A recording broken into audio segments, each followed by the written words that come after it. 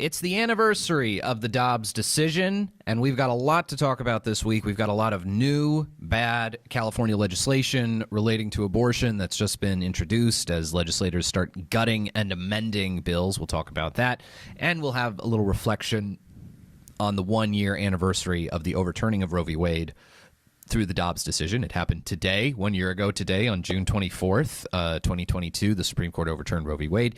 Joining me to talk about it, as always, the co-host of Right to Life Radio, our good buddy, Mr. Jonathan Keller. What's up, Jonathan? Hey, John. It's always good to be back with you and all the listeners. I'm sorry I've been gone. I was away at a family reunion last week in Colorado. That's all right. We'll allow it this time. But, next time you need to run it by corporate before. Right. Get my time off approval. Exactly, yeah. So we're going to discuss today. We do have real news to look at from the California legislature with some new legislation, or almost the zombified version of old legislation. There were two really bad bills that we were focused on earlier this year that had to do with pro-life pregnancy centers, and we sort of celebrated when they both sort of went down in flames. The bills died. They failed to get a vote in the Assembly Appropriations Committee in a timely fashion, so the bills died. But this is the thing with the California legislature is when you have 3/4 of all the seats, you can kind of do what you want, and a lot of the procedure, it's like whose line is it anyway? The show where everything's made up and the points don't matter. So everything's made up and the votes don't matter. The votes don't matter. Yeah. So that's how the California legislature works. So basically, I have to point out something on this too that's so frustrating with the gut and amend. Mm-hmm. It really makes it very confusing both for other legislators who sometimes are not paying attention, and for members of the public, because some of these bills, these zombie bills that they're bringing back, they basically they gut a previously passed bill, and they amend it by putting in new information. Right, and let's just emphasize that the legislature does this where they'll pass a bill all the way through one house, and so all the committee hearings and all the committee votes, and it passes the floor of a house, and it's in the second house to go through that process again. All of a sudden, the deadlines for introducing in legislation. Yeah, so all of a sudden, they have a new idea that they want to introduce, but they're way past the time for introducing new legislation. You have to introduce all new legislation in California by February. Yep. And so instead, what they do is they'll take an existing bill that they don't really care about, and they will, quote, amend it. And the way they amend it is by crossing out all of its language and replacing it with a completely different piece of legislation that they just want to introduce. Not even the same topic. One of these bills we looked at, it was originally dealing with the Business and Professions Committee, I think. Yeah, it was like there was one really infamous abortion bill that initially it was a piece of legislation that dealt with like marine paint standards for like paint that you use on boats, and instead they X'd out the entire text of it and replaced it with an abortion bill. So that's what's happening right now.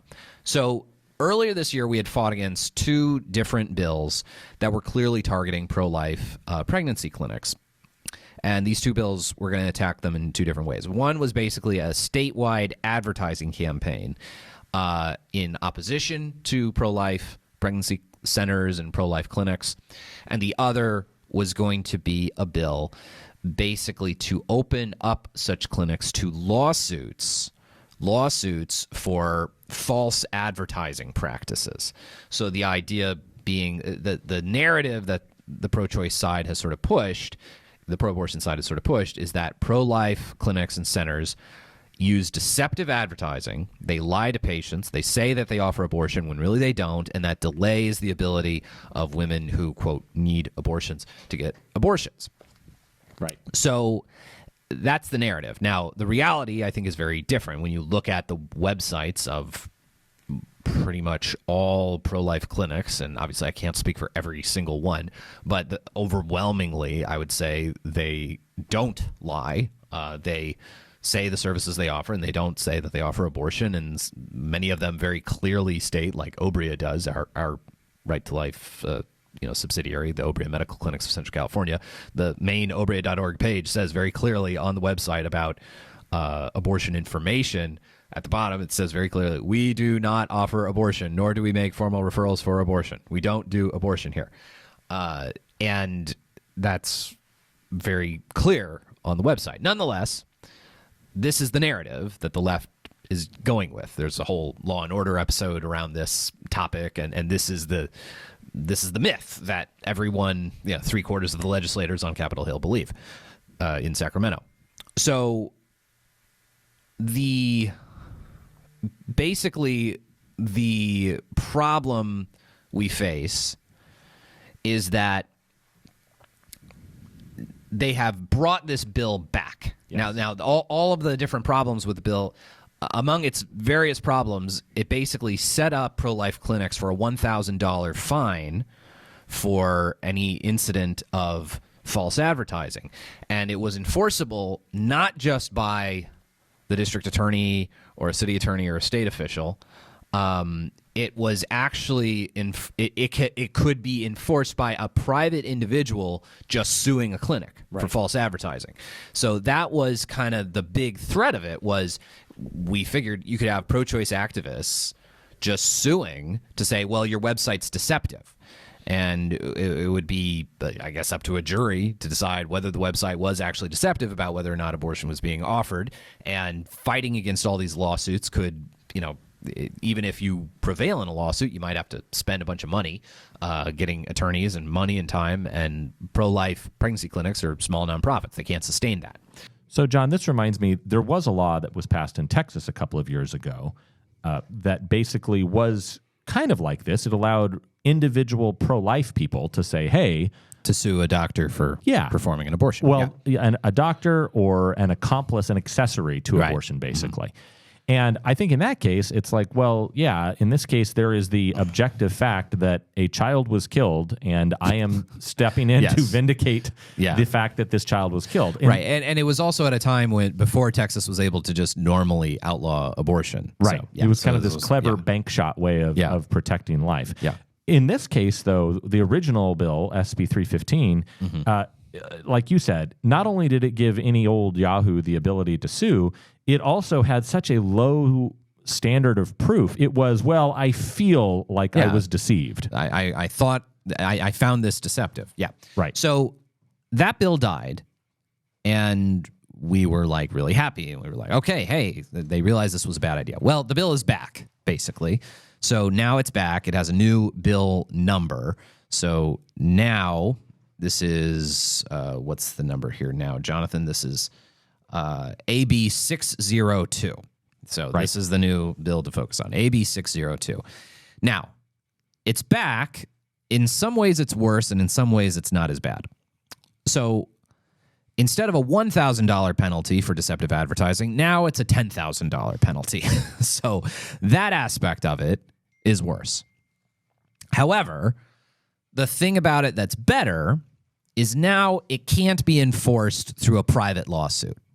Okay, so it doesn't create a private right of action. It doesn't allow any random Yahoo, any ACLU attorney, and any pro-abortion activist to sue a pro-life clinic and then bankrupt these clinics with just a parade of pointless lawsuits. It does still empower a city attorney, a county district attorney, or some other kind of public official to file a lawsuit, file a civil suit and seek a civil penalty or injunctive relief in that sense. Authorize a court to impose statutory penalties of up to $10,000 per violation, order injunctive relief, award restitution, and award reasonable attorney's fees and costs. So I'd say it's still a threat, but it's much less of one at this point. So I think it's basically a thing of, does it still have weaknesses? Yes. Okay. So the thing it now says is the bill would prohibit a person doing business in California from advertising using a statement that a reasonable person would believe indicates that the person provides a pregnancy-related service if the person does not provide that pregnancy-related service or does not make a timely referral to a provider of that pregnancy-related service. So I would say if you don't list abortion as a service you do, no one's going to assume that you do. A reasonable person would not assume that a clinic of any sort does abortions if they don't list abortion as one of the services that they do. How many normal private OBGYN clinics that we wouldn't think of as pro-life pregnancy clinics or pregnancy resource clinics or pregnancy resource centers? There are plenty of OBGYN clinics, like, I don't know, the clinic my wife goes to. Right. My wife's OBGYN, his practice, they don't do abortions there, but they don't, like, you know, they're not a classic, like, this is a pro-life OBGYN clinic. Like no, they're just they're just a normal OBGYN clinic. Right. They don't list abortion as something they offer. So I don't think any reasonable person in this context would assume that they offer it just because they offer other resources. I'd say if you are a pro-life clinic and you have some listing about abortion information, would a reasonable person think that you therefore offer abortion? Well, you don't say just abortions. You say abortion information, and maybe on the page you explain we don't do abortions, but we can provide you with information about it. So I feel like it's less of a threat because I think a city attorney or a county district attorney is not going to waste their time filing a civil suit against a pro-life clinic when they have limited resources. They're not going to bring a suit that they don't think they're going to win. And I think it's a real toss-up about what a reasonable person would think. And by the way, the standard of reasonability, I mean, that's a very common... the reason someone I saw The someone reasonable man. Yeah, I saw someone make a meme once, but it was like this large building being propped up with like one wooden beam, and it's basically the large building was labeled the American legal system, and then the wooden beam was labeled the word reasonable.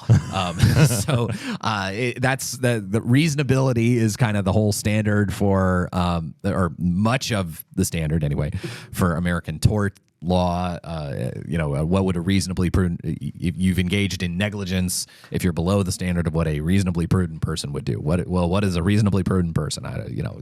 Obviously different situations, it means different things. So what is reasonable, it's not totally a thing that's in the eye of the beholder. And I think you would establish it probably by, well, what's the industry standard? I mean, there are all kinds of, clinics, hospitals, whatever, that don't do abortions that market themselves as we provide women's health care. So I think it's less threatening. I think Planned Parenthood, Jonathan, you brought up the point, though, that maybe Planned Parenthood wanted that change because they didn't want to get sued either. Yes, I think that is probably, in my humble opinion, the most likely outcome because during the initial hearing for this bill, our good friend, Assemblymember Bill Asaley, and I say that ironically, sometimes I mention our good friend, and I mean, he's not actually someone, but you've actually now hung out with him. And yes, yeah. He's a cool dude. Yeah, and sometime, John, you got to meet him. He's a great guy. One of our up and coming rock star attorneys. The fascinating thing about him, as we've said on the show before, he is a Lebanese immigrant, or at least his parents were Lebanese immigrants, and he is a Muslim. Yeah, but he is a great constitutional thinker, and he basically brought up the point in one of these hearings, hey, what if Planned Parenthood is falsely advertising? Yeah. And the author of the bill was like, shoot. So I think that might be why they tweaked this so substantively. I'm assuming, John, that they are making the presumption that there are a lot less activist pro-life attorneys in the state of California than there are activist pro-abortion attorneys. Right. So I mean, it's not great. I feel like it's a bit of a threat to pro-life clinics. I think especially if you're a pro-life clinic with, a left-wing DA or a left-wing city attorney who maybe wants to score some political points with Planned Parenthood.